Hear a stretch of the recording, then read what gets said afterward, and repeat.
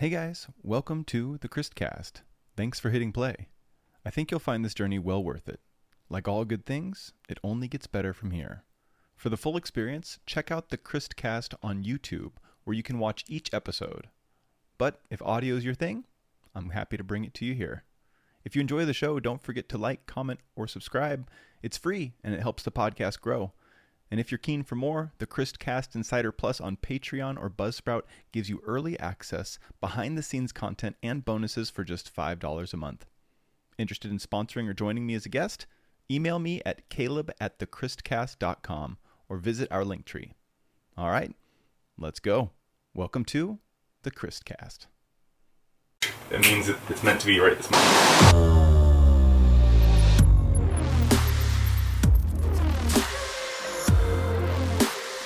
Welcome back to the Criste. We have a nice introduction from Vale. Let's go.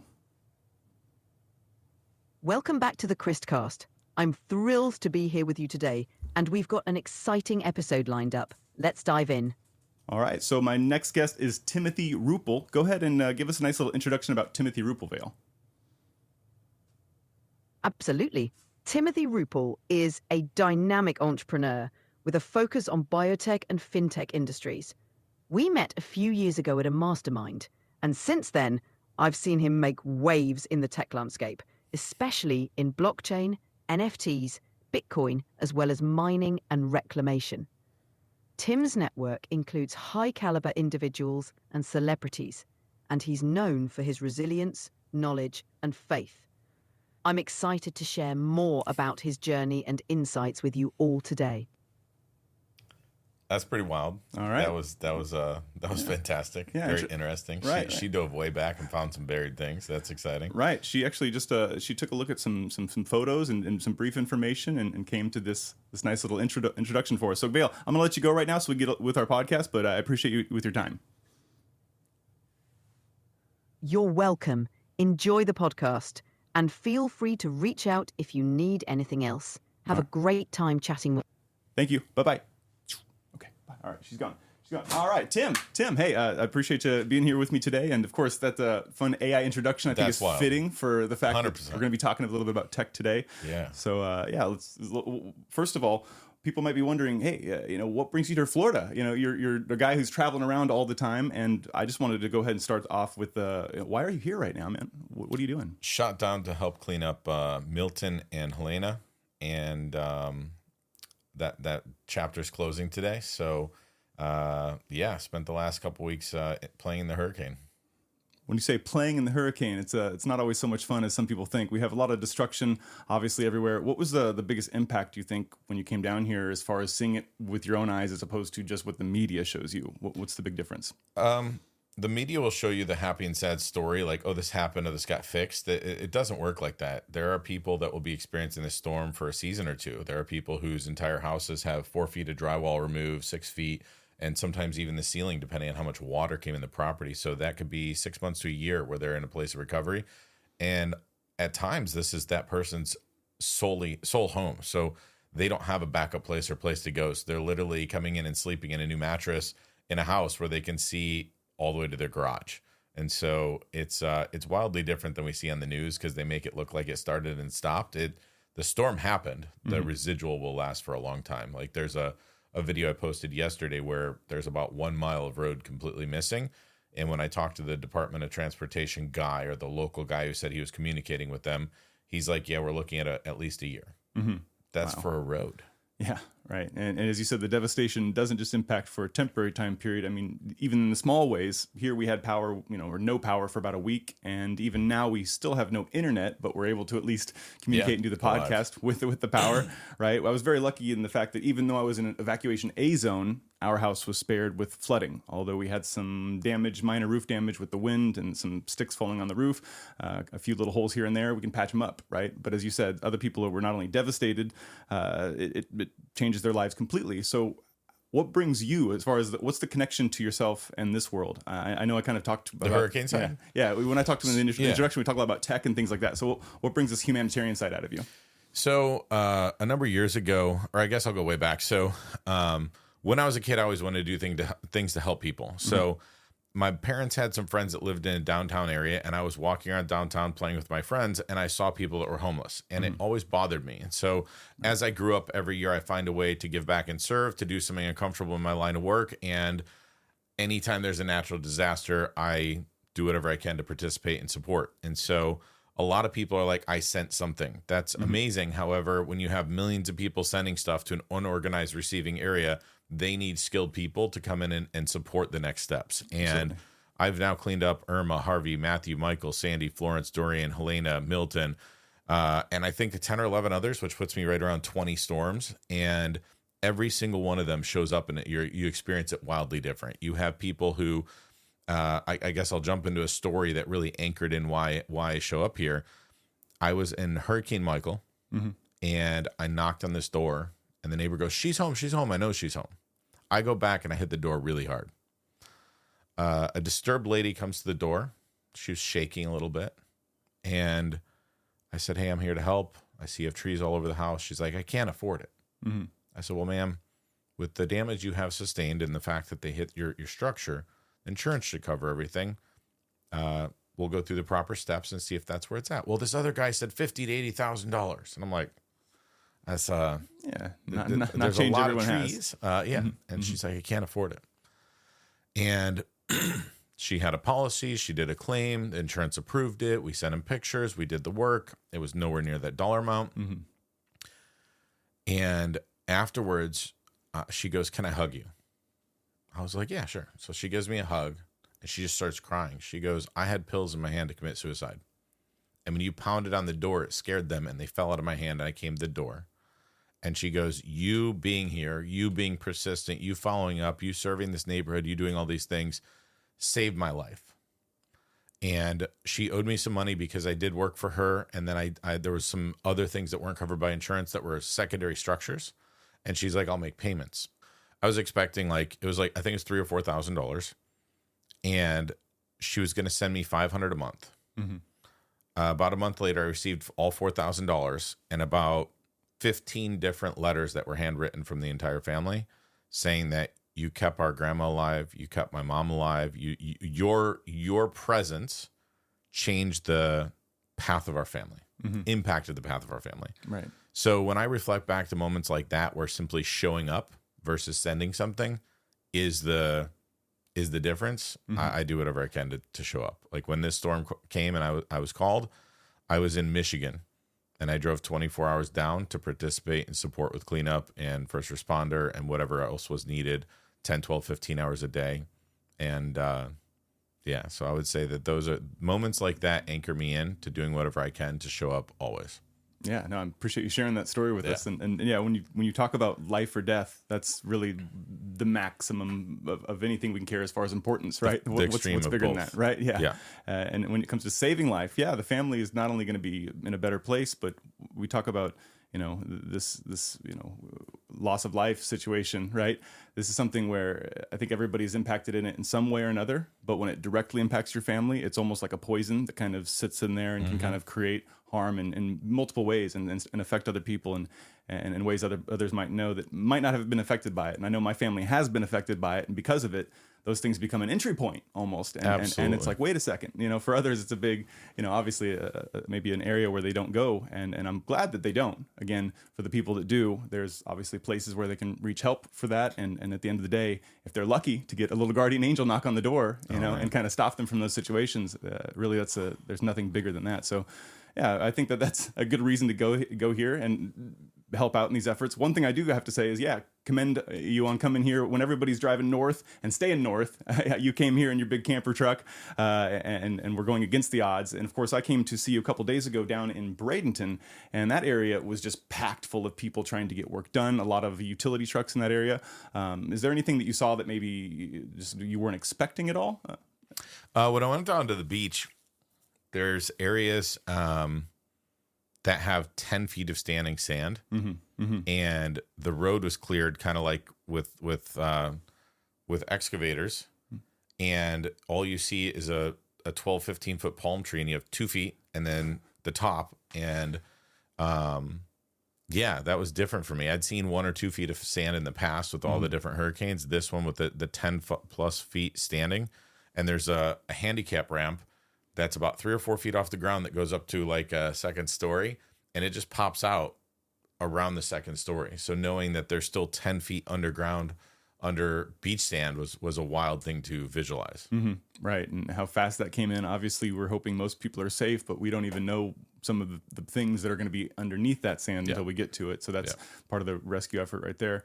And, you know, kind of switching gears, we have a lot of things in this kind of humanitarian space, but I want to talk a little bit about some of the industries that you've been involved in for quite some time and some of the things that you care the most about. I know you're on kind of a health journey right now, and I definitely want to dive a little bit into that. Let's go. Right. So when you say fasting, what do you mean when you're fasting lately? So October 15th was my birthday, and I haven't had any food now for 4 days. I did a 9-day fast last month. And during that, the first 3 days were physical. The next 3 days were mental. And the final 3 days were more spiritual, where I was just in sync and things were coming and manifestation was coming about. And so I'm on that journey again, stepping into the 40th year of my life. I have some really big commitments and some really big missions and some things I'm still wrapping my head around and creating. Therefore, take food out and bring everything else together. Mm-hmm. Mm-hmm. Yeah, as far as a mechanism of focus, it's helping with that. Yeah, between sex and digestion, those are the two biggest draws of food in our of energy from our body. So, abstaining from anything like that, my laser focus is the clarity in my head. Mm-hmm. And when it comes to clarity, that's what I'm looking for in this podcast. That's the whole reason I'm trying to talk to people like yourself, is I want to get some insight, some valuable knowledge, and of course there's some things we can't. No, there's only, there's opinions at the end of the day. There's a lot of philosophy, which is a place I like to go into just as much as science, fact-based things. But one thing I know is that vibrations are real, right? Frequencies are real. Tunage is real. So there's a reason that we're having this conversation right now. And one thing I'd like to think is that we can shape these words into tools that others can use and hopefully gain some benefit and value from. So one thing I do want to ask you a little bit about, though, this is completely off topic now. Dude, let's just make the entire episode called Off Topic. Off Topic. That way we're covered. We've seen both a lot of the same things in last with misinformation when it comes to just knowledge being given out there to people. Few years. Right? In the last few years, it's hard to keep track of what's right. Even when you are somebody who wants to have a faith-based knowledge, right? In the world, there's just so much stuff coming at you. So why do you think there is so much chaos when it comes to UFOs, UAPs, and extraterrestrials and heaven and hell, right? Those things seem to be mixing about quite a bit. Have you seen this, and what do you think about that? Yes, I've seen it. Uh-huh. I have a friend who was in Colorado camping and hiking about 2 weeks ago. Mm-hmm. And when they were up on a pass looking down, they saw things moving that were about 20 feet tall. Mm-hmm. He's like, there is nothing here that's 20 foot tall. And it wasn't like a bear that went up a tree and shook a tree. It was like a movement through the forest. Mm-hmm. And so that's something that was reported to me directly from someone hiking. And I'm like, well, that's interesting. Right. Yeah. Bunch of big feet right down there having fun. I have a good friend who he owns the Love Pyramid in Bosnia. Okay. The Love Pyramid. Sounds the Love interesting. Pyramid, literally a place, literally a pyramid. And a few years ago, I was sitting. I was attending a Tony Robbins event. Mm-hmm. I walk across the street, get a couple burgers with no bun, and I'm sitting there. And this guy comes up to me and just looks at me. There's 6 of us at the table. He goes, "Does pyramids mean anything to you?" It's literally how I met Jay. And I'm like, yeah. And everybody at the table is like, whatever. Like, this dude's crazy. And he goes, let me talk to you. So we talked for like 3 minutes. He's like, well, I just got a pyramid. I'm like, that's weird. It's strange. Like, but he's saying it. Okay. And so now we became good friends over the last, I think it's 5+ years. And he obtained this pyramid in Bosnia. And he owns the Love Pyramid, and the energy level and the things that are taking place, and him and I'll have a conversation. And over 90 days, there will be things that come out of it. I will have conversations with other spiritual workers from around the world. People I've met at a Dr. Joe Dispenza event, a faith-based event, and it's just like these things are coming together. I have a friend who was in the Himalayas recently, and there's an area that people come to and just pay homage for the fact that there are footprints in the stone, and they're just grateful for the fact that somebody walked in there and created that. Mm-hmm. And I would say right now, energetically, the veil is thinner than it's ever been in our lifetime, because people are manifesting, people are having spiritual breakthroughs and healings. Like I mean, cancer leaves people's bodies, belief systems go to the wildest experiences ever. This woman that I know had a psoriasis when I was at a Dr. Joe Dispenza event that was so bad that she hadn't kissed anybody in like 10 years or been intimate in 11 years. And at the event, she just believed that she was stepping out of it a new version. Mm-hmm. And during a 15-minute healing session, it went to 0. Mm-hmm. Right. And so, like, what we think we know today is is the dogma surrounding it, the agenda we've been force fed, and Yeah, no, it's complex. It's an entirety. But as you said, the placebo effect almost is the thing that's the strongest that we're finding out, right? Those who have the internal belief, not only thinking it's going to happen, but really externally pushing that belief onto the external world, we're finding scientifically there's some reality to that, right? There's a piece where placebo and things like conspiracy are an invented and focal word. I believe that faith expressed and placebo get blended together, and it's kind of bullshit because you're taking the power away. So for me, I find ways to take placebo out and say, the faith and the ritual and the indoctrination that we have that says this means this is based on what? A person, a book, a story that mom and grandma said that you're now saying because they said it. So for me, I'm at ground zero, and I'm like, I'm open. Like, teach me something, let me learn. And when I see it, I'm like, all right, that just happened. My own eyes are witnessing it. I'm gonna go check on my brain. Yep, just happened. And then I'm like, all right, I'm curious. I'd like to learn about it. Mm-hmm. Right. Yeah, you got to keep an open mind at the end of the day, but your eyes don't lie. Well, do they? Right? Some people say no. It's just, as you said, I think you have to take the knowledge and affirm that over time with the things that you see, not just with the values of others, but with your own experiences. And yeah, we're finding that, as you said, the veil is thinner than ever. That's a really nice expression you said right there, because it feels that way. It feels like we're able to see things like we haven't before. What we used to call BS is now becoming reality ever more, right? Still have our good one? Yeah, we're still good. And when it comes to the kind of accessing that veil, one thing I've thought was really interesting after watching podcast here and podcast there and podcast there, different people are kind of unlocking this knowledge that, whether it be parapsychology or this ability to be psychic, right, is not only something that should be frowned upon, but is actually real and that we should be trying to tap into, right? Have you tried to do some meditation or tried to do anything in this area whatsoever, or read about this? I've experienced certain things. There's a story where there's a gentleman over in Africa, and there's two brothers, and they're an hour apart. And the guy's in the woods, and they're walking, and all of a sudden the guy goes, "My brother's calling." This guy's wearing a loincloth. And he turns, he goes, "We must meet him." And he just starts running across the field. And 20 minutes later, after chasing this guy with, American clothing and a belt and a shirt and a whatever, and he's running, all of a sudden a man comes off into the distance, and they meet and they hug and they speak about something. And he said, "This is going on. We must return to the village." And he's like, "Where's this dude's cell phone? What just happened?" And so that's very real, because it happens around the world, and it doesn't happen here today. We have so much technology that we're connected, but we're disconnected. So for the breath work is something that I'm diving into big time. Meditation is something that I practice. I practice it kind of reactionary, and I realized that last week as I was reflecting, approaching my 40th birthday, several areas that I have incredible disciplines. I exercise them upon need, not upon development. And so as I move forward in my life, I'm starting to incorporate different things to become better and have that be a more predominant practice in my life. Right. Yeah. Well said. We've got the tools, but you don't always have the system in place to use the tools, and probably maybe the Dusty's best way. toolboxes are not that valuable. Yeah, exactly. I'm real smart with this tool shed that I have locked up far away in the back of the apartment. So let me go ahead and jump down. We actually have some things here that I wanted to make sure we go over today. Off 1,300 questions. That's right. Yeah.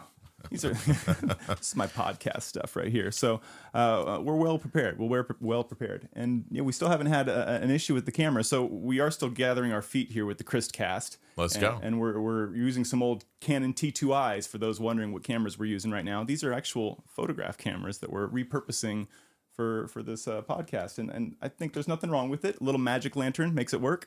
When it comes to making content, you're somebody who has been in the media, been out of the media. You're more or less kind of hidden on social media right now. So what is your path moving forward when it comes to people seeing you and hearing more from you, and what can they expect? I'm just going to be as real and raw as I know how to be, and bold. I came up with a saying last year that was, I've never felt proud of a moment I was called to be bold that I wasn't. And as I started to evolve and live on that, I have said more forward things. I've had more in-depth conversation. I'm recently single. I've been single for a while. And in that, I started to start dating. And I'd ask really blunt forward questions, and I would be uncomfortable, almost little body sweats. Like, what about this? What do you think about that? And the response I got has been so phenomenal to dive deep and get real information versus being like, hi, I'm great, and look how good I am, and blah, blah, blah. And let me give you my one-hit wonder. You know, I tell people, like, Cisco and the Thong Song popped up, went on the chart, disappeared, and I've never heard of the man again. I want to build a Rolling Stones, experience where over time, everybody gets little touches of it throughout their lifetime, and everybody knows who I am. So Yeah, talk about building a legacy as far as a catalog of things as opposed to just a one-hit wonder. I agree. That's what I think all people strive for. But when it comes to what's easy versus what's difficult, right? People tend to think what's easy is going to be the better thing, right? What's difficult is going to be the hard thing or the worst thing. And I want to try to change that for people too, because what's easy can sometimes be great. Yeah. Right. But at the same time, what's difficult is usually going to be more fulfilling at the end of the day. And as you said, building a legacy is difficult to do. When it comes to this name, Ruppel effect, right? What does that mean to you? I like leaving it alone because people start to ask that question. It's who I am. It's how I show up. A couple of days ago, I was sitting in Michigan. I got a call. Can you help? Let's click them. We're getting used to it now on these live casts. Caleb standing up and hitting his cameras. All right. So in Michigan. All right, sir. I was up in Michigan, and I got a phone call. I was heading to Maine. I ended up in Florida the next day. So that is how it is. I get calls and opportunities of fantastic individuals, and I show up. That I would say that is the Ruppel effect will be continuously unfolding. That's a good way to put that, for sure.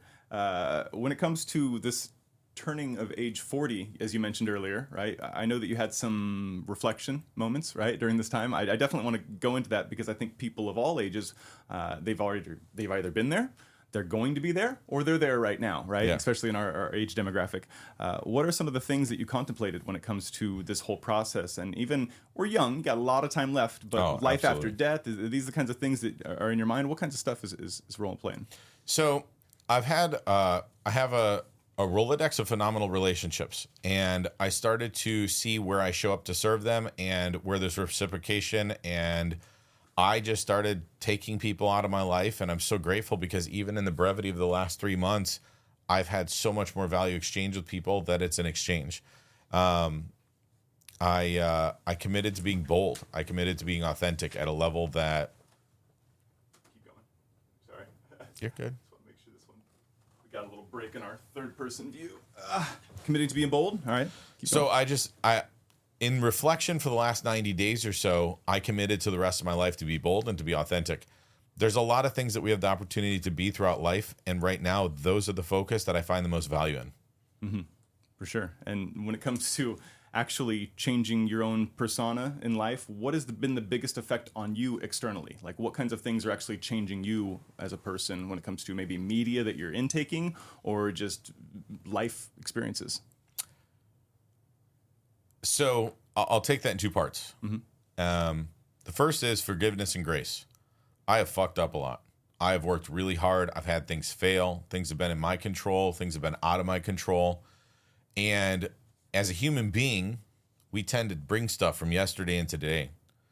And the more that I have the ability to be in the moment with real, raw, authentic experiences, the more powerful my outcomes are. So that would be the answer to that. The media and the content that I consume, I break down several ways.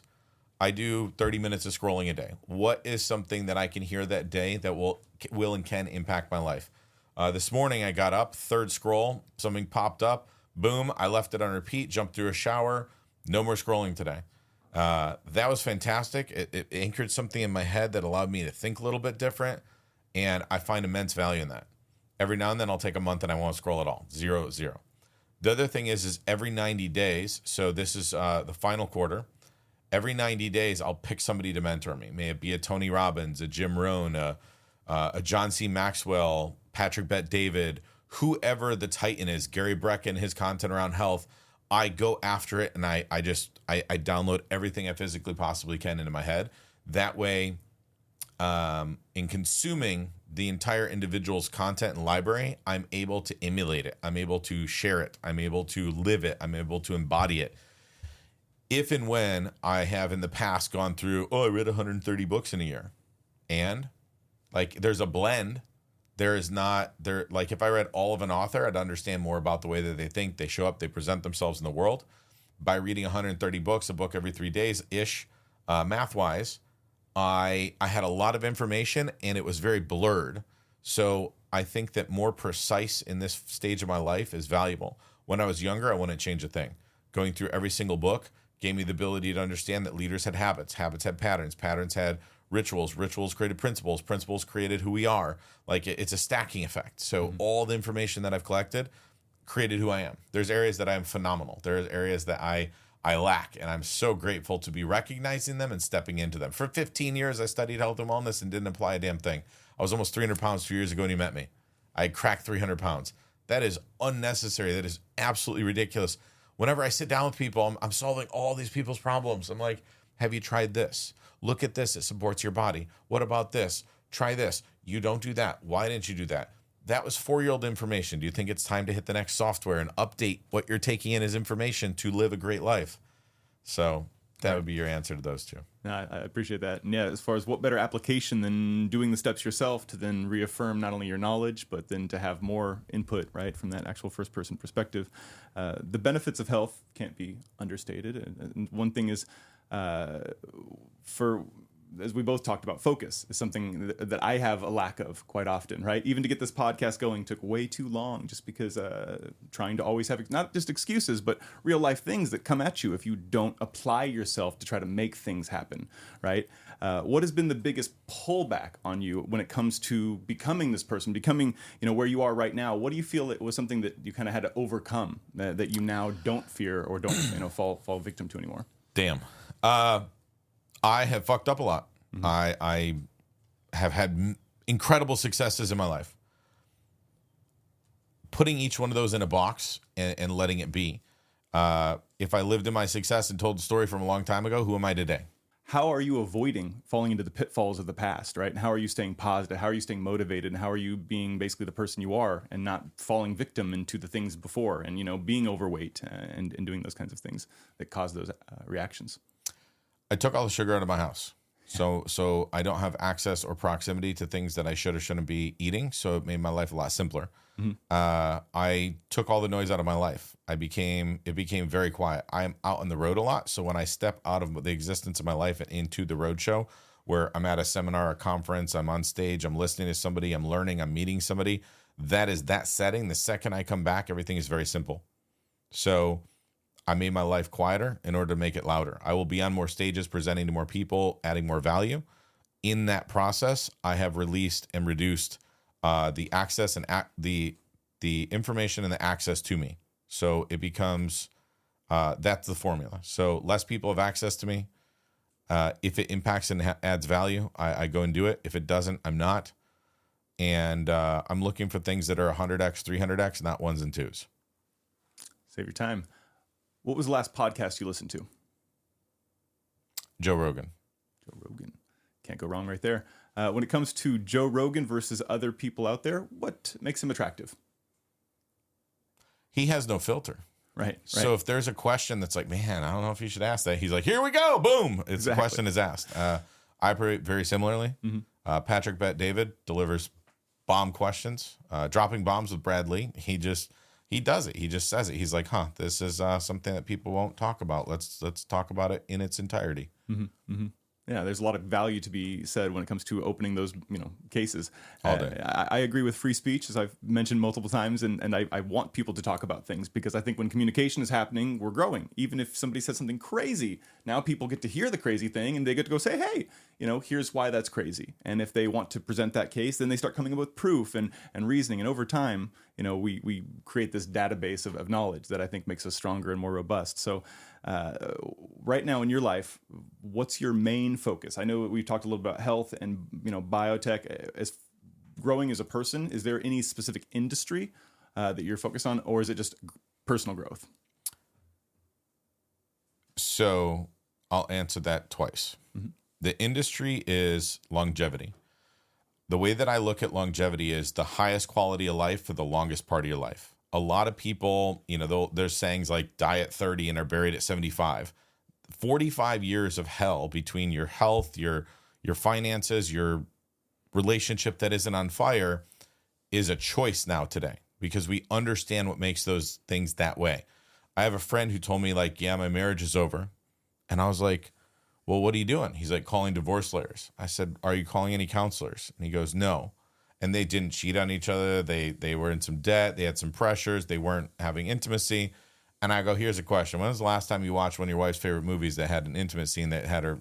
And he goes, it's been a long time. You know how it is. I'm like, I don't know how it is. Because if I found myself married to somebody I love and it going wrong, I would find those movies. I would find those things. And we're sitting at lunch. And so I simply said, I challenge you right now to do something for her. Well, we're here. Great. There's apps, there's delivery services, there's Uber, there's a friend next door. You have $100 bill in your pocket. You do fairly well. Find a way to do something in the moment. He did. That was 2 years ago. Their relationship's on fire and a baby popped out. So that's it. Right. I completely agree that at the end of the day, you can't control others' actions, but your actions are what you can control. Absolutely. And if you can do some positivity as opposed to the continuation of the negativity, then you might see some actual changes, some differences. And I see that on a daily basis. And that's kind of that whole perspective flip, right? It's not that he's wrong. It's that there's another option, right? There's another way of doing something. There's another way of seeing something. And I really appreciate that you can see it from that perspective. The fact that you just said what you said. Yeah. So you said the perspective flip. I'm 4 days into a fast. I started some protocols. I've worked out every single day. And it is becoming difficult between the mental power and the body, the energy in the body. And this morning I spent an hour between meditation, prayer, and gratitude, just being thankful for my life, my health, the health of everybody around me. And during that, I was stating things where I needed to be, what I needed in that, what I needed from somebody, what I was for somebody. And I stopped myself. I was like, that is not the most powerful set of words to put around that. And my perspective on everything switched. And I know already because of the people that have texted me in the last 2 hours and the fact that you just said that and the fact that I was on the phone with somebody and I was like, yeah, I'm going to drive across Florida and shake hands and kiss babies. And I walk in and you're like, here's my baby. And I'm like, that was 3 minutes later. I was like, no way. So the way that we show up and the perspective, super powerful, super valuable. Mm-hmm. Yeah, very well said. And I think that showing up is the thing that people want to do, but that's the hardest part for people is showing up, right? When they don't feel confident yet. And that's kind of one thing I want to hopefully do with this cast is help people kind of maybe break out from that feeling of where they want to be and where they are. And getting that confidence to take that step, right? By listening to other people talk about not just their experiences, but some of the faults that they've gone through and hearing that it's okay to make mistakes, as you've 100%. Said right before. Not only is it okay to make mistakes, but it's actually the requirement in order to be a robust and fulfilled, wise person, right? Everything. And one thing I try to tell my son always when it came to video games, he broke his tablet when he was 4 years old, smashed it on the ground, right? And I said, hey, you do that again, right? No, you never get a tablet. No, you don't get upset when you lose a game. You get excited. You say, hey, I lost, which means now I can do better, right? Now I can actually figure out what I did wrong, which is going to show me what not to do. And now you take that perspective with life, it becomes a little more fun. And from somebody who was really afraid to ever make a mistake in front of other people and ever show any faults, this is something that's completely changed my life, right? This perspective of, hey, not only is it okay to fail, but if somebody's laughing at me, haha, to you, because you don't know how the game's actually played. This is all day, right? This is the way we're supposed to do it. And if I make some mistakes or say something wrong or look goofy on a podcast, bring it on. Criticism right? doesn't come from the front. Criticism doesn't come from the front row. Right. You know, nobody above you is saying, you did a shitty job. Mm-hmm. So Right. those people aren't my audience. Exactly. Like, I don't need or want that. I say stuff now in a very small audience and have people DMing me. And like this summer, think I'm going to go full time in a camper. Oh, you got to be careful. I was like, why? They're like, you know what they say? Who the fuck say? What are they saying? Whatever. Fear. You should watch. You should watch the news for what? Mm-hmm. I drove in 5, 6, 7 years ago. Drove straight through Ferguson happening, driving back from Dallas, Texas to Toledo, Ohio. I pulled in. City's going crazy. I thought there's a concert. There's people everywhere. They're having fun. There's energy. They're loud. They just exited a sports event in my mind. I don't watch TV. I don't watch sports. I had no idea. I posted on my Facebook, like, just made it to St. Louis, headed home, see everybody soon. That next day, I had so many comments, and everybody's afraid. I'm like, well, first of all, it's 17 miles away from where I am. Mm-hmm. Had no idea. Drove in, drove out, had no idea. Completely, perfectly safe. People say blanket statements like, well, you heard what happened in California. That's hundreds of miles down a coast. You're in California. Are you okay? Mm-hmm, mm-hmm. If I walked, it'd take me 4 weeks to get there. Right. That's how close I was to that people that aren't in situation. your area are more worried for you than you are in the area that you're at, right? Yeah. How many times do we have that effect happening to us? Which is a good thing that people are worried about you. But at the end of the day, if they try to tell you what to think, how to feel, what to fear, maybe ask questions instead of questions making statements. Right. Questions are very valuable. Yeah, that'll save us quite a bit. And when it came to the hurricane, I've got a lot of people messaging me, telling me what they think I should and shouldn't do. And one thing that people don't really take into consideration, I have to say, when it comes to events like this, is the kind of costs that come into play. Right. Yeah. If you want to uproot your family and pets and travel somewhere, right? Where? Right. If the hurricane goes north, I can't go to Destin. If the hurricane goes south, I can't go to Miami. If the hurricane goes up, towards Jackson, I can't. So where do I go? And then go to the Midwest? Okay, great. For how long and in a vehicle, right? So you've got to have these things, and I don't even have air conditioning in my car, right? So it makes these little things difficult, right? And that's one thing I try to tell people and say, well, we'll just give you money. Again, money doesn't just solve it, right? Because finding hotels isn't easy in an issue like this.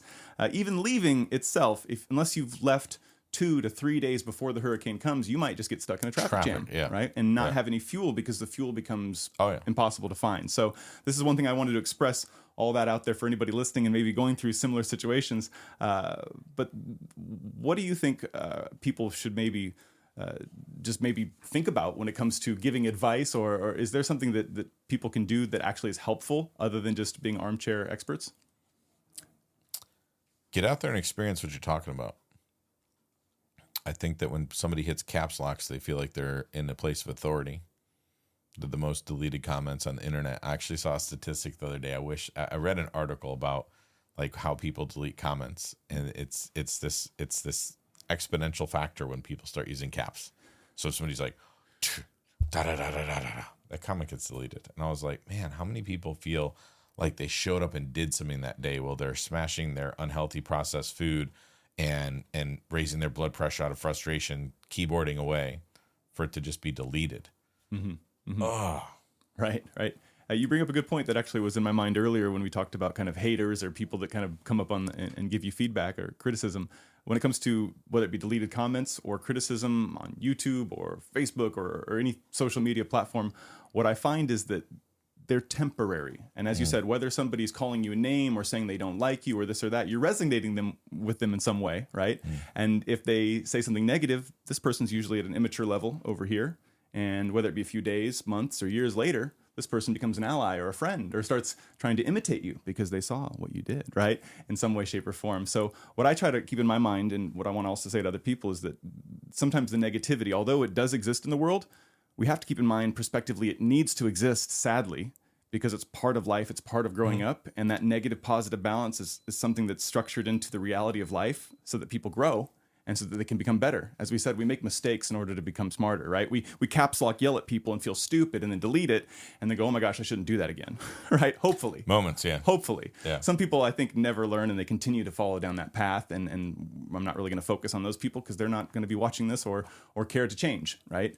But those of us who do want to do better, I think, is something that we can always think about. So I do want to talk a little bit about some of your health stuff, but you're not somebody who's avoided all issues when it comes to traveling around the world or traveling around the U.S. lately. Last year when we were hanging out, we went to Wyoming and we got to see a bunch of spots. But right before that, you had a house fire that took over your house. Man, that was devastating. Something that many people have unfortunately experienced and gone through, and you've added to that statistic. So I want to hear a little bit about that process now that it's been a year, and how you're feeling kind of with that whole thing, and how that affected you. And I know at the time we were just kind of getting through it day by day. You know, you hadn't even seen the house yet when I had first seen him. We'll show some footage, we'll show some pictures and things like that of us.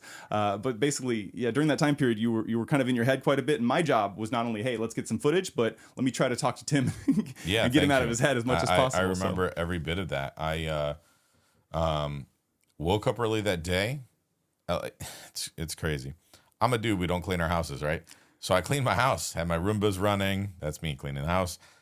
Made sure the dishes were there, ran in the dishwasher, threw away some stuff, the fruits and stuff that wouldn't be good, and left town for a few days. We took off and went to Denver, Colorado. I flew in, you flew in, and get my bag wandering through Facebook, WhatsApp, Facebook Messenger, phone call, Messenger phone call. My phone's blowing up. And I look down, it's like ding, ding, ding, and different, makes different noises. So I was like, that's interesting. And my neighbor texted me he called me. So I was like, all right, I'm dragging my bag. I have a bag over my shoulder. And I texted him. I was like, hey, I'm out of town. Mind getting my Amazon packages or whatever. And he replies back, it won't matter or something. And I was like, that's rude. And then he calls me and I'm like, my hands are full, etc. And I'm like, hello. And he's like, where are you? I'm like, I'm in Denver, Colorado. Wow, where are you? And he's like, your house is on fire. And I just replied back so casually, like, no, it's not. I just left it. It was clean. The Roomba. So I'm like, well, what the hell happened? Are you okay? Are the neighbors okay? And he's like, I have no idea. They're here now. I talked to the fire person, the inspector person. I'm like, what happened? Nobody has any idea. It started in the pantry. The fire guy was like asking me questions. What's in there? Do you have batteries? Do you e-cigarette? Do you vape? I'm like, I didn't know there was a difference. I guess there was a difference between the two. He was explaining to me one is a big cartridge, the other's a little tiny thing. I'm like, no, I don't do any of that. I don't have any of that. The only thing that we came down to a resolution a while later was a girlfriend of mine, Sydney, and her boyfriend were interested in moving out of her parents' house to have some privacy and their own place. And I traveled a lot. So I was like, I think that this might be a good thing for you guys to basically rent the first floor of my house. I'll have my master bedroom. You guys have access, etc. And so I had taken a video around the house. So I went back and reflected on that and found a pack of batteries, a little bin of batteries. So I think that the only thing we came up with was that during cleaning, or the batteries on their own, in proximity to each other, touched and created heat and created a spark and an arc, and that was it. In reflection, it's a lot less emotional. In the moment, you were there. It was fucked up. Like I woke up, had a beautiful 4-bedroom, 3-bathroom house. I went to bed, and at the time, I had told you, I was like, they said everything's okay. It was just a little kitchen fire. I got home and everything was gone. Mm-hmm. Yeah, so, it started out as a kitchen fire, and then as day by day went, all of a sudden it turned out to be. Yeah, they kept showing me more photos. Like I literally had one room of the house with a photo saying there's black smoke and soot. I'm like, okay. And then by the time I got home, and they told me like it doesn't matter, the smoke had reached everything, and I dry cleaned items 3, 4, 5 times, and it still smelled like a kerosene-y, gasoline-y. Ugh. Yeah, that was tough. I left there with 2 pairs of shoes and 4 outfits. Wow. I had some items in my garage that are in a good friend of mine, Jeff's garage. Not where I thought life would have taken me. And the thing was, I paid for insurance on the home for 2 years on my credit card. But when my ex-girlfriend and I obtained that house, she went to the insurance place. They called me, asked me how much do we want, how do we want to set it up, blah, blah, blah. Took my credit card, paid on it. And she signed the paperwork and put it in her name. My name wasn't added to the policy. My credit card, my mailing address, her name on the policy. Since her and I had broken up, they said we're not covering anything. And it was a total loss. I had, being in the health industry, I had Avicens in there. I had red lights. I had a vibration acoustic bed. I had just bought a subwoofer that I'd saved for about 9 months. That was like my, in the time, pride and joy, because I really enjoy bass. And when I went to bed that night in Colorado, I just sat there and I just had this hole in where I was experiencing life. I sat there for about, I think we were there 5 or 6 days. It's about 48 hours where I was really in it, wondering what it is, how it is, what's damaged. They told me the living room was messed up, and that was where those items sat. And I was like, in gratitude, thinking, I still have an Avicen outside of there. I have several red light panels in a different part of the house. When I got home, it was all gone. Do you think being away from the house for that time period was helpful, or more of maybe a mind, fucking that you just had to think about it all the time? Being told it was a small kitchen fire and everything was okay was fine. I told the fireman I was on the next flight. I called you and said, I don't know if I'm doing anything. I'm heading home. And then he goes, you can't go in it for a couple of days. We got to do our inspection. So that allowed it to become less of an impact in that time. Once I got home and saw the exponential devastation over what I was told, that shifted for me. Mm-hmm. Because I had T-shirts from 20 years that were band T-shirts or event T-shirts or concerts or church events, and they're all gone. Right. I did laundry at one of the neighbors' houses a few times, and they bought something off the internet that reduced the smell, and commercial people used with no saving anything. It all came out of the dryer and was horrible. Mm-hmm. Yeah, I remember seeing some of the videos, and as you moved any item from even places in the house that didn't have the direct fire, as you said, the smoke had covered everything. Silhouette. They had the silhouette of everything, and I can imagine the smell that everything protruded after that. And that's it's devastating to go through that experience, and not to bring it up to put those feelings back here. But the reason I want to bring this up is just because since that's happened, on whether it be social media or whether it be seeing you or talking to you, I've seen almost like a phoenix, a rebirth of Timothy Ruppel. I've seen you go from kind of being the long-haired guy taking care of business to now you've got a shaven head and you're kind of kicking butt and going to all of the coolest events, right? Everywhere where people are saying, this is where you need to be, this is what you need to do. You're managing to find your place in these circles. So what is it that's pushing you to, I wouldn't say to be these places? We know people want to be there, but how are you manifesting this right now? And what is your... or I guess, how has this fire situation kind of helped with that, maybe? And what's been that path since then to rebuild yourself to get to this place? That's beautiful. So the Super Bowl came about because I had an invite to go to a party with a family office that supports some of the companies I work with. And that was just a beautiful experience. Went over to Lee Steinberg's party. Pretty easy access there. Walked up, named some people that we know, asked how tickets work. Tickets were thrown around our neck. We came in, shook hands, kissed babies with a lot of people that were there. The right people. He draws an incredible audience. About a month ago, I was in San Francisco, took an amazing woman out to dinner on a date. And during that conversation at dinner, I said, what is something I don't know about you? She's like, I wanted to train and pull a card in the UFC. And I'm like, wow. That's interesting. And I was like, have you ever been to a fight? She goes, no. So that night I got home and I was like, I'd like to be on Gary Brecka, Joe Rogan, Dana White's podcasts and communicate with them. And I'd like to go to a UFC fight. And I sign all my entries in my diary with the date and the time. It's 12:12 a.m. Go to bed, wake up. A friend of mine, Tabor, had texted me, hey, bro, once in a lifetime opportunity. Sunday, it was Friday or Saturday, the day before, and I I read the text and it says, I have 2 extra tickets to the UFC fight at the Sphere. Do you want to go? And so I just replied back, yes. And it was the most expensive date of my life. Mm-hmm. And I wouldn't change anything for anything. I'm grateful for the time, the proximity, etc.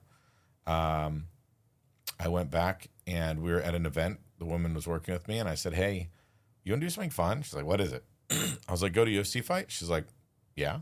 When? I'm like, we have to fly from San Francisco to Vegas today. It's tomorrow. And she's like, okay. Let's go. And it was a great weekend. A lot of things learned. Mm-hmm. A lot of things learned. And I actually sat in the fight at one point and became really quiet. My buddy was like, were you okay? I was like, I was okay in such a manner that I couldn't express with words or my anything. The fact that I'm waking up living my dream right now. And it's just I would say it's the reward for the boldness, because I'm writing down things at such a level and such a caliber that it's bringing them to be, period. You know, the list of people that I work with and serve, and I'm a homeschooled kid from Toledo, Ohio, who dropped out of high school and dropped out of college. And I have presidents, presidential candidates, CEOs, CFOs, world leaders, and people who call and say, I have a situation. How would you approach it? How would you handle it? How would I look at it differently? And I'd say that everything in my life, like people ask me a lot, like, you've been through some rough stuff. Would you go back and change anything? Zero chance. I am so grateful for every moment of pain, every bit of suffering, every fuck up, every error, every miscalculation, every single thing that's made me who I am has allowed me to become resilient and bulletproof in areas that people get taken out. So every bit of pain, every bit of loss, thinking I arrived, I got somewhere, and then it goes away, has still built me to who I am and what I get to experience in this life. Mm-hmm. So far. Are you afraid of AI taking over the world anytime soon? No, I think it's going to be a complementary service for the way that we're showing up in the world as humans. I think that the open source aspect gives the ability for people to have both sides of it. There will be weaponized AI, as there's been weaponized computers, as there's been weaponized money, as there's been weaponized good and bad things throughout history.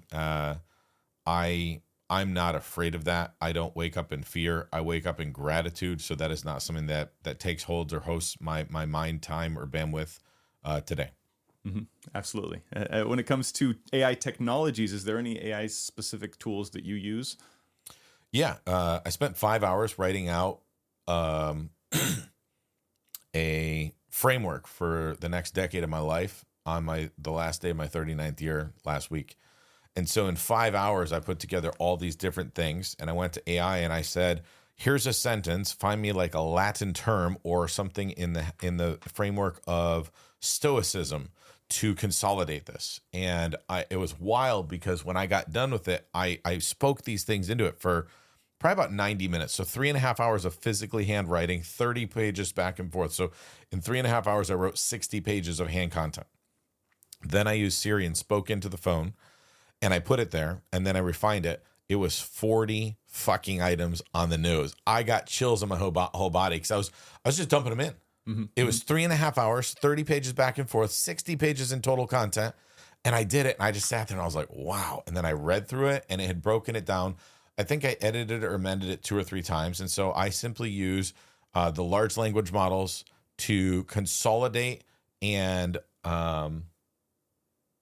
create deliverable copy and content when it's necessary. Other than that, I'll ask for support to make a word bigger, and then I'll manually go to Google and pull the definition, because I want to build something in my head versus become lazy and soft in the fact that I can be like, give me this, create me that, make a banana bread. Like mm-hmm. I really want to go pull out a cookbook and go to page 67. So I love and appreciate how it empowers me. I don't want it to be something that is a crutch ever. Right. I agree. It's, in my mind, kind of the joke that I'm using now is that AI can be a donut or it can be a weight, and you can either use it to lift yourself up and grow muscle in your brain, or you can completely just take over and become flaccid and everything, right?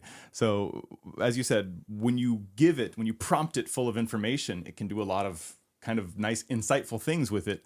And that's kind of my favorite thing to show people is that, hey, when I get a prompt, or when I give a prompt to AI, it's often, yay big, it's twice as long as the actual output of what I'm trying to get, right? I'm trying to refine information. And in that way, it's really well done. Having said that, being able to combine these LLMs with these visual models, create little holograms like Veil, and be able to see things in the future, this is something that I've talked about a lot in the past when virtual reality was first coming about in 2014. I had a podcast with a bunch of guys called VR Spies, and we used to speak about these future things. And now we're seeing them here in 2024, 10 years later, actually come into fruition. And one thing I spoke about in previous podcasts and that I want to kind of just bring up right now is this very soon future of having an AI assistant or an AI buddy that travels with you everywhere. Something that sees what you see, hears what you hear, and then gives you feedback on a regular basis, right? And so I see this thing constantly in my mind as I look around the world, and I see all these applications for it that'll be beneficial. And I can already see the technology with the Meta Ray-Bans that I've got a few pairs of those where they can see and hear what you see and experience your life. And with your cell phone, combined, we could create that already. With today's technology, we can already create that, right? A living, breathing AI. So in this future world, are you thinking that this is going to be maybe a benefit for yourself? And are there kind of negatives that you see for people maybe using this? As we said, there's the lazy way of using AI and the beneficial way. Having an AI buddy, is that something that kind of gets you excited or I guess fearful overall? Fearful is not something that you'll find me identifying with in any way. Everything has its place. A forest is for rest. Two words plugged together. So when you want to unplug, you plug them together and you go there. As long as somebody plugs in and gets a benefit, unplugs and goes and gets some connection, I don't find a problem with very much that's available today. What I do find a problem with are people that become less functional in their lives, their daily, their movement, their bodies, etc. as a human being. And during that experience, they're leaning into AI too much.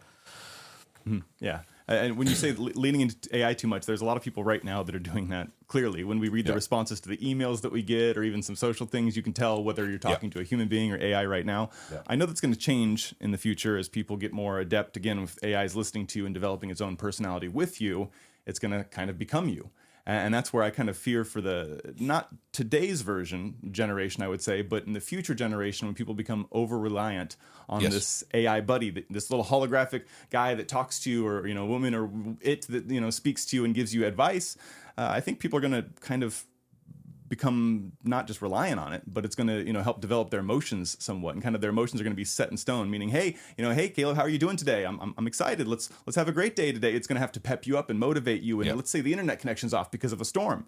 All of a sudden, now my AI is not connected to anything. I'm talking to it and it can't give me any feedback, right? So there's going to have to be this reserve of information somewhere that it can apply its personality from, number one.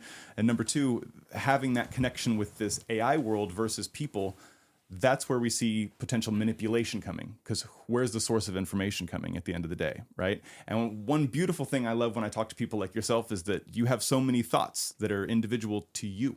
And in the future, I kind of feel like we're going to have less of this individual thought and more of this hive mindset thought with everybody speaking, whether it be using Neuralink or having AI. That's one thing that worries me. I wouldn't say I'm scared or fearful of this tool because I love the idea of it. I'm aware of this. And just because, again, we talked about what's easy versus what's hard. Well, it's easy to rely on something that tells you what to do, right? Especially if it knows the best way to get what you want, right? Yeah. Or can even tell you what the best thing is or what you should want at the end of the day. And that's where it becomes scary, if it's telling people what they want, right? And so this is where, again, I wouldn't say fearful is maybe the best word, but I think we need to be aware. And is there something that you think is going to happen when it comes to technology that kind of goes in your mind? Like this thing has always been in my head here. Is there some change that you see coming? So, as an advisor to people that have tech companies and some of the people around the world that I've spent time with, our heart math is our ability for our torus field to share electromagnetism with another human being. When we detach from that, society will split. We will have people that are connected to each other. We'll have people that are connected to technology. We've already experienced that in 2012, depression started to go up exponentially. In 2007 and 8, we saw a rise of around 100%. Then it was 300% over those next 4 or 5 years. The difference was the flip phone to a screen. The immeasurable, catastrophic, cataclysmic experience of human beings interacting with technology over each other will be seismic in our future. I'm not afraid of it because I know who I am. I know how I raise my children. I know the people I choose to be around. If I choose to be around somebody, they're very special. They're a person that I find or see traits that I admire, and they're somebody I want to learn something from or teach. In my program, it's learn, teach, mentor. Period. Fuck off. That's the outside scale. So society will be split, and it'll be different. It'll be a technology class and a connection class. And that may not be elitist or wealthy or poor. It'll just be more of a frequency and a choice, because there are people who by choice, by the chemicals, then the processed foods they eat, don't like people as much. And there's people who love people who are in a more vibrant place. And that will be a split in society that's already happening today. Some people, oh my God, I got to go to yoga. I love yoga. I got to go move my body. Phenomenal. Other people, I'm not leaving my house. I'm going to move my body. There's nothing wrong. I'm agnostic. I'm just saying that I'm recognizing patterns of the way that people are showing up and the way that technology is interacting in a big way. Absolutely. Right. As you said, it's maybe not good or bad, but it's just definitely changing 100%. The landscape, right? Absolutely. Yes. And there are benefits in both directions that I can see. So I'm trying to always kind of ask questions about that. And, balance is that kind of word that you didn't quite say, but you've mentioned multiple times, and how you have to do a little bit of this and a little bit of that, right? If you don't, you become heavy on one side. Yes. And that's something we want to avoid. One last little camera update here. This one keeps going because it's getting overheated. So yeah, talking about balancing the tech, the future with the past. That's one thing I find myself constantly going through in my mind right now, which is just this idea that people are saying, hey, enjoy the things that you have, enjoy tradition, enjoy the past, which I do. I grew up hunting in Nebraska, right? I grew up on farms, and my first job was detasseling in cornfields. And I love this attachment with nature that I got to have while I was doing those activities. And conservation is something that's really, close to my heart as well. I also love technology and gadgets and AI and all these tools, because I fear that if I don't pay attention to them, that I will not be able to perform or really live and survive in the modern world. But there's only so much time in the day. So there's this conundrum here. I would throw something out there for you. I used to say that I love things, and now I love people. So when you say you love technology, like technology and love people, and see your world unfold in a different way, when I loved things and things got damaged, I would be emotionally attached. I recently had some catastrophic things happen just this last week, completely, fully responsible, out of my control. And I was in such a peaceful place with every interaction there. And I guarantee you 90 days prior, it would have been a different emotional chain of events that was less healthy. Well said. Well said. I agree with that thought process there. I have a lot of tech even in this room. People come over and say, oh, you got all these things. And as I mentioned, even before the hurricane came, I told people, the roof might fly off and all this stuff might disappear. And at the end of the day, as long as I'm still here and get to play the game of life, I'm going to be okay. The gadgets really aren't that important. Although I do find benefit in them, they are replaceable, right? And something that we don't need to sit there and worry about so much. So, I'm always reflecting in this space myself. And when it comes to balancing life right now, as you just kind of said, trying to figure out what the best place is right there, how are you kind of refining yourself on a day-to-day basis to find your balance? Is there a method? Is there a kind of a mantra? Or just maybe, as you said, is it kind of just a set of behavioral activities that you do each morning? Every day I'm committed to working out, moving my body. My day is unstructured. That's why it's structured.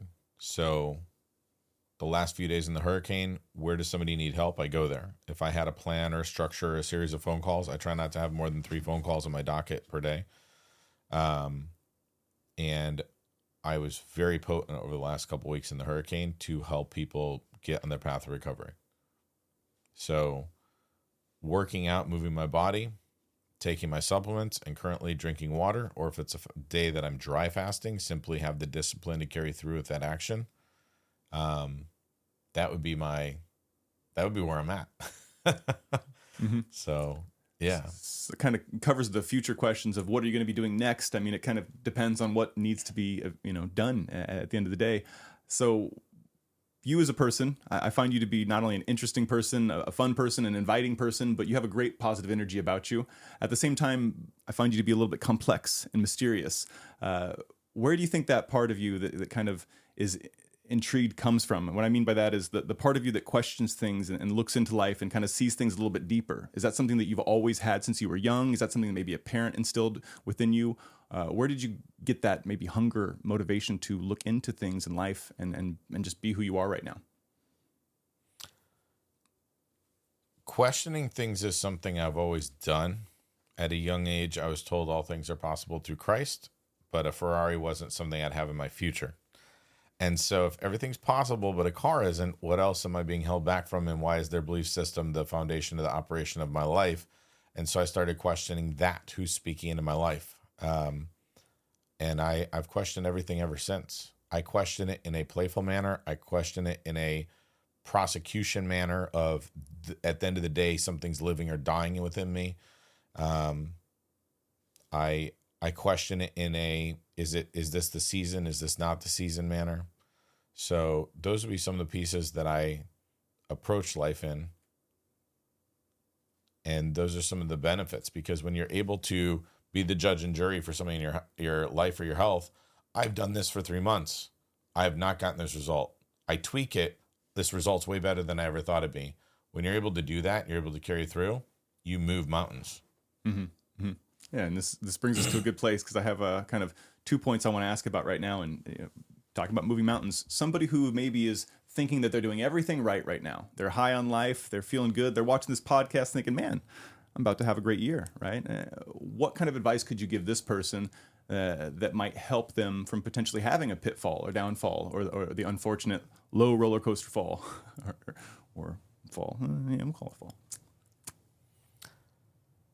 Make your decisions quickly and take action as fast as possible. I watch people think about stuff for 3 months and then come back around like, I think I'm ready. I'm like, for what? We already had that company. We already flipped that product. We already worked with that individual. I told you I'm on a journey. You're wanting to hop on the high side? What about being the person who supports this? So now, when is now a good time? If you're getting your ass kicked, double down. If you're kicking ass, double down. Enjoy the journey. One of the greatest connection moments in my life with CEOs and high-level individuals is finding a way to give them something they don't give themselves. So, yeah. No, very well said. And even double down is what you would say to somebody, who's not kicking ass right now.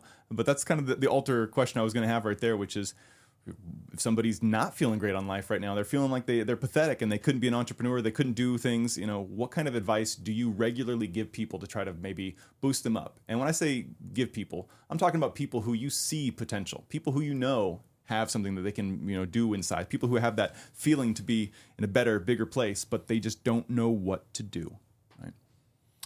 Get clear, hone your skill set, go after it.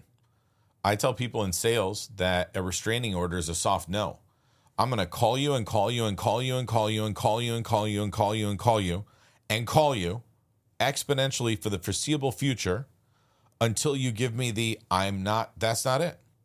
And if somewhere upon that path I get quiet, I understand that I'm talking to the wrong person, or I found somebody who filled that role, period. And so if somebody's getting their ass kicked right now, double down. Read the book, get up early, fast. Oh my God, Tim, fasting sounds so difficult. My blood sugar and the way that I eat and the way that I think and blah, blah. I don't give a fuck. Do you think that sitting here on the 4th day during a fucking hurricane is a piece of pie? It is kicking my ass. I was up on a ladder. I was up on a roof. I was flying my drone. I went and took the drone one direction, was looking for it the other direction because I haven't eaten in 4 freaking days. It is not, oh man, you're so good. You're so disciplined. Fuck you. do a 5-day fast and talk to me about fasting. Don't tell me how great I am on the other side of your screen. Like, it pisses me off because I have been there. I spent 15 years looking at health and wellness, didn't do shit for myself. One day woke up with such a level of conviction and such an interest in a path forward. And then also I had an interest in a woman that kind of said, not it. I'm like, wait a minute. I've never experienced that. I've never been like, that's where I want to go. And them saying no. I was like, So then I called a friend, and this is a couple weeks ago, and he says, what are you going to do? I said, I'm going to fast. He's like, cool. A couple days? Yeah. He goes, I heard you say 5 days. I was like, no, I said 3. He goes, I'm sorry. I thought you said 5. I said, all right, 5. I'll do 5. He's like, so your 6-day fast, how's that going to go? I'm like, fuck you. I'll do a week. And at the end of 7 days, he texts me. He's like, I think it was 168 hours or whatever the math was in 7 days. And he goes, 168, ... And I was like, and then I put in 24 more hours and text him as a reply. And he goes, congratulations, call me tomorrow after you've eaten. And I didn't call him. And at like midnight, ding. And he goes, bro, you got 3 minutes, stand in integrity. And I replied, didn't eat. And he goes, fucking monster. And I was like, let's go. So wherever you're at, do something difficult right freaking now. I don't give a shit what it is. I don't have the time. I don't have the money. Go feed some homeless people today. Go find somebody that has a fucking problem. Most people that have a problem, like, I'm only making 120 grand a year, sitting in my house. The gym's $100 a month, watching $220 cable. You are the only fucking problem you have is the person in the mirror. It's the only distance between you and what you want. The person in the mirror is the consistent factor that you're going to go to war with. Get to know that motherfucker and scale it to win. That would be my reply. Perfect reply. I think when it comes to trying to solve problems, you can only do what you can do, right? And that's one thing that I've not only learned myself, but am trying to apply on a regular basis. If you spin that guy. Yeah, I got it. Okay, guys, good. All right. So I actually love that reply. And the reason I like that so much is just because I do hear on a regular basis, hey, Caleb, you're such a positive person. I'd like to be positive like you, but I've got a lot of things going on in life right now. There's a lot of stuff happening, right? And then I try to remind people that the reason I'm positive is because there's so much stuff going on all the time, and life is constantly punching you in the face, and you realize, what do? You either show up and smile and kick some butt, or you let it take you over and you get bruised constantly, and it hurts and you cry, and that becomes boring over time. So again, when I get hit in the morning, I wake up and say, I want to have a great day. I'm going to have a great day. And other people are going to come at me and choose to try to do what they want to do, positive, negative, and that's their choice. But living transactionally is something I don't have to do, right? So I really appreciate when you said that and saying, hey, fuck you guys. It's not always easy to be positive, but at the same time, it is when I remind myself that it's a choice, and I can either be a grumpy guy or I can be a happy guy. And I like to be a happy guy. So I'm going to choose every day to be the happy guy each morning, in spite of the punches to the face. Even if the hurricane comes and tries to knock us down for 7 days with no power, no. We're coming back. Whatever it takes. That's right. And so I don't want to take too much of your time. I know you're a busy guy and you got to run around. Bro, I got hours. Let's go. A whole bunch of stuff. All right, let's go. AI and filmmaking. No, this is one actually big subject. When it comes to people are watching this often in the tech industry. When it comes to AI copyright, what's your thought process on AI stealing people's work or stealing, jobs in that sector? Any thoughts?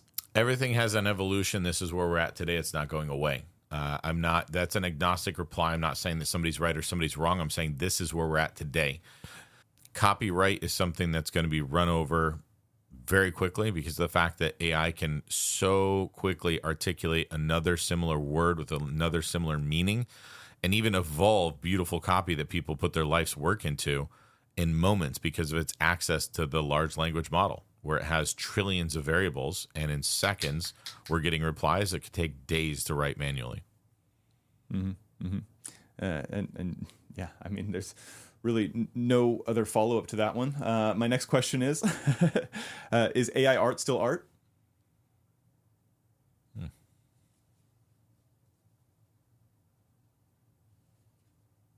I guess we go into the definition of art. Art is something created by a human being for another human being to feel the emotions and the experience of what they did when they created it, no matter if it's a sculpture or a painting. AI is art of a computer. So it's an electronic experience. I saw something that was prompted and 3D printed the other day that was fantastic. Mm-hmm. I also knew a human being didn't make it because of its presentation and its physical presence of what it was. I was like, wonder what made that, was what I said. Right. And my buddy goes, look, a computer made it with an AI prompt. And I was like, Right. And that's where we're kind of getting into this, I wouldn't say gray zone, but we're getting into this zone where people are saying, hey, my prompt is my creative tool. It's my thought that went into this tool that then created this output. So what's the difference from my creative prompt versus using Photoshop and having some digital tool have an output, right? I think there is definitely a lot of discussion and distinction that can be made. But for myself, just to put this out there, that's just where it runs. The best part about being a human being is that we get to make distinctions. We have categories. We have, the ability to label things. And if I'm going to say, is AI art for myself? Yeah, it's AI art. AI art is AI art, right? Let's keep it as that, right? Simple as that. And if you prompted it, wonderful. It's prompted AI art. And it doesn't compete with these other things, just like Canvas doesn't compete with Photoshop, right? absolutely. So, and I think this is kind of the thing that I want to just keep putting out there, because I have to say it a lot of times, because we're going to merge into this world, right? Yeah. Every single day. Well, some of us are. So some of us will have physical art, and other people have, like I have a friend with a nice television that flips through art in his house, and I have another friend who would never do that. Like, he's just like, there has to be an artist that put the paint on the canvas. And so some will, some won't. So what? What touches your heart? For me, I love having physical pop art and art throughout my space. And I also like the idea of having a very high quality television that reflects on some of my drone footage that I've flown traveling the world, from the coast of Italy to a few days ago, and here in Florida, to the coast in California, to flying over my daughter driving through Moab this summer. Like, right. all those moments, like having a day, days, and I walk in and there's a memory that touches me. Yeah. That's my art. Yeah, having that visual memento in that space. And I agree. So when it comes to this technology, what I see happening is kind of the inundation of every app that we have. For example, like WhatsApp, Instagram, Facebook, they have all got this, hey, imagine this picture thing. They can all create at a whim, an image for you. And in the future, I've kind of talked a little bit about these devices, maybe like a magic mirror on the wall, where it walks in, it takes a picture of you, and it can just put you in different scenes, whether it be movie scenes or picture scenes. People that are walking by, it can just instantly kind of transform and create on-the-go art, right? Or even whether it be generative AI, where you're talking in the room and all of a sudden the walls are changing pictures based off of what you're speaking Absolutely. about, right? So I see this kind of technology kind of advancing in the world, becoming more and more common. And I'm excited about it. At the same time, I'm also trying to make sure, as we said before, we don't fall into the pitfalls of I guess, not just losing our humanity, but losing the reality, right? All day. My name was Reality Check for a long time on YouTube, so that was for reasons, because I always wanted to touch base with reality and combine that with that virtual world. So before we end the podcast, I want to talk a little bit about virtual reality. What do you think about VR or AR technologies? Is it something that you've used a lot yourself? If not, why? And it's something you're excited about? What do you think about that stuff? I live so much in the real world that I don't spend a lot of time there. That being said, during the NFT craze, I spent a good amount of time in the metaverse. Creating and clicking a button and dragging a ship in a building together always seemed and felt asinine to me, because I could put the goggles down, go for a walk for 12 minutes, and walk in a building and see a boat or whatever it was.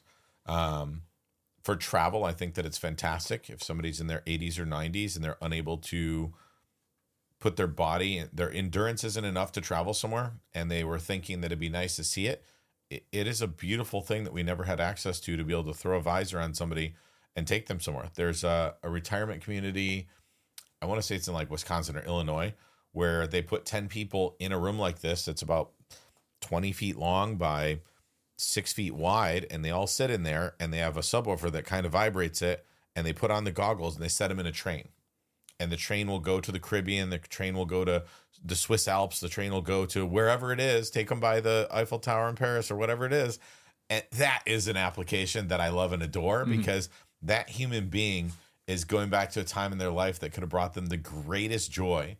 And in their final days, that's not something their body will endure. However, their brain and their spirit and their heart and their gut and their entire energy is able to go and participate at a level. And so they're at dinner just moments later, they take the goggles off and they talk to their friends who just experienced it with them, and they go sit at dinner and they talk about their trip to Paris 8 minutes ago. So like that is one of the most beautiful things I've seen applied for the goggles and the 3D, the AR, the VR, that entire space. That touches my heart. That fills me up. That is one of the greatest things I've ever connected with from that space. Mm-hmm. For sure. And as you said, social experiences are the thing that brings us all together. Cameras having fun. Social experiences are the thing that are going to continue to bring that space further along. And that's one thing that was kind of lacking with the Apple VR headset, if you remember that one coming out. So yeah, we'll kind of jump away from VR. I'm going to fix the cameras one last time. Okay, so in the future, I definitely want to get you in some virtual reality applications so that we can play some things together and do some work environments. There's a nice program called Immersed, which allows you to do a lot of VR productivity. You can throw windows everywhere. You can see people at the same time. And one thing that I've been doing for almost 6-7 years now with an application, is the ability to work on my computer, see my desktop, and also look over and see my friends at the same time. That's fantastic. And even when we wanted to do like LAN parties, remember when you sit there and you get all the computers around with your friends and have a good time? Sometimes you can't do that. And with these virtual reality applications, multiple times now, I've been able to set up little situations where I've sat virtually with my friends where I can see their screens and I can look over and see what they're doing basically. So if let's say I'm playing a game and I die, or I am waiting in a moment, I can look over and kind of have fun seeing their screen for a moment. And then when it's back, I go back. That's stuff you can't do, right, in a normal virtual situation. But of course, in an actual metaverse, it's possible. So I really do like those applications. It means a lot to me. And here we are, 2024, and I feel like it's more difficult today to do some of those things I was doing in the past. And that's what's maybe made it more difficult for people to get into VR. So having said that, these new VR, AR glasses that are coming out, Meta Facebook, right? We'll say Meta Facebook, they came out with Project Orion. Did you see those glasses that have the little AR? So what they are basically is they look kind of like the Ray-Ban glasses, basically, where they're form-fitting. They're still not quite consumer ready. They're about $10,000 for a development pair of glasses. But what they do is they allow you to see virtual objects in your normal world, right? And they are completely see-through, so you could see my eyes if I was wearing them right now, but I can then put screens around me. And just like we mentioned earlier, we could put a little virtual assistant in the bottom right that could look at us and talk to us and see and hear what we are doing and speak to us just like Vail does. So would that be something that you would purchase or spend your money on? No. And why? I haven't bought tech like that in a decade. The most tech that I use is my cell phone and my drone. I do not actively use a computer, and I do not use email. So for me to integrate in something else, I want my life to be very in person. That's why I drove a couple hours to be here today, and I'll drive a couple hours to see someone else face to face today. And it's brevity that is value to me. I've had breakdown in communication as simple as text messages where my heart was in the right place and my words weren't.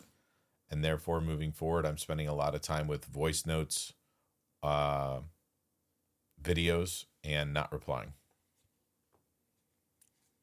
Sometimes it's good to actually take a moment, think before you speak, right?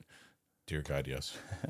Some benefits of course, past knowledge comes to us all the time. And so in honor of your time as well, I want to get to one little nugget here through each podcast. And that is, I want to ask each person, what are the basic ingredients to success to you? And when I say this, big question, right? Because success can mean so many things. And I understand that. So we're going to have multiple times to talk to each other. This is one of the first of many. But right now, based on kind of what you're feeling, what kind of ingredients do you think are necessary for you to have success in your life right now? Congruency. I would say that there's a lot of people out there who talk a lot of shit and show up a certain way, and they struggle behind the scenes. And I've spent a lot of time with phenomenal humans who do that. I was one for many years. I've not arrived anywhere, so I haven't stepped fully out of that category. The last few days were difficult. I'm out 4 days fasted, working on a hurricane, hopping on and off a ladder. I struggled. Waking up was difficult. Going to bed was difficult. Quieting my mind, being focused. Some of those things are very real for everybody, for me. So being authentic and being in congruency. If somebody is full of love, they aren't fearful. So if you're afraid to do something and you tell everybody about love, get in alignment with yourself. If you want to become stronger, go to the gym. Do the hard things. We said hard things earlier. I'm in that place in my life, so I can speak to it with absolute authenticity. Every single ounce of me is pursuing consistency and being congruent with what comes out of my mouth and what actions my feet take. I have some of the most beautiful human beings in the world in my space, and their words and their feet do not align. I asked a handful of men that have known me for more than 10 years, and they said that I used to go like this with my words and my feet, and 100% of them, 22 out of 25 gave me a text reply, or I even got 4 and 5 page emails from them, which meant the world to me. That regardless of what obstacles come up, things are coming back into alignment where I will do whatever it takes based on what I've said. And so finding out that the people that see me, that know me, are reflecting on the fact that I'm diving in and doing what I say and saying what I do meant the world to me. And so in this time and space, I would say that congruency between my words and my actions, which is where my feet carry my body, are in alignment. And that is delivering the best results humanity will see out of me year to date. And I'm in pure gratitude for it. And as I develop this filter, it breaks my heart to see how many people talk one way and walk the other. And so it deepens the conviction within myself to continuously show up and be the best version of myself so that I can serve humanity at the highest level I physically, possibly, mentally, and spiritually can. I couldn't say that any better myself. Very well said. I appreciate that insight right there. And of course, coming from that honest place, I know that, as you said before, authenticity is something that really shines through, not just with what you say, but the experiences that you have and the ability to share those things. So I really do appreciate your time to get that information to us. And you mentioned congruency, and I think that is a really important word overall. And I have to say, you not only have congruency in your life because you're focusing, but you also have a lot of resilience. I have to say, on your birthday, I got to meet you with my son a few days ago in Bradenton, and we got an extra large pepperoni pizza. And unfortunately, I was salivating so much. You were fasting during this time period, so I wasn't able to share it with you, but I did get to share the smells with you. So yeah, you guys, he was there, and he didn't even touch the pizza. There's no normal person that can avoid that, right? So I would say that you did a great job at sticking to your guns and being the person that you want to be. I'm actually super happy that you're here, right, with us. It's an honor and a privilege to have you in the room on the podcast. And of course, just to be able to have this insight with you and to let the viewers kind of just grow in this place with us, right, together. It's been a really nice situation. So one thing I do want to ask you, before we go, though, is there any way that people can connect with you? Is there anything that people can do to maybe follow you or connect with you, or I guess reach out to you if they want to Google more? Timothy J. Ruppel and click on whatever social is your preference, Facebook, Instagram, Twitter, etc. The channels will become more live through the end of 24 and into 25. Absolutely. And as I've been watching you on Facebook and on socials, I've not only been impressed, but excited just to see your journey. And I can't wait to see where you're going to go next. So it's funny because I wake up some days and think the same thoughts. Where are we going? What are we doing? Who are we helping? As you said, when you have maybe less structure in life, sometimes it allows for more structure in your days and allowing that clarity. So again, I appreciate your insight. And until next time, we'll see you. 100%. Thank you, guys. Thank you, sir.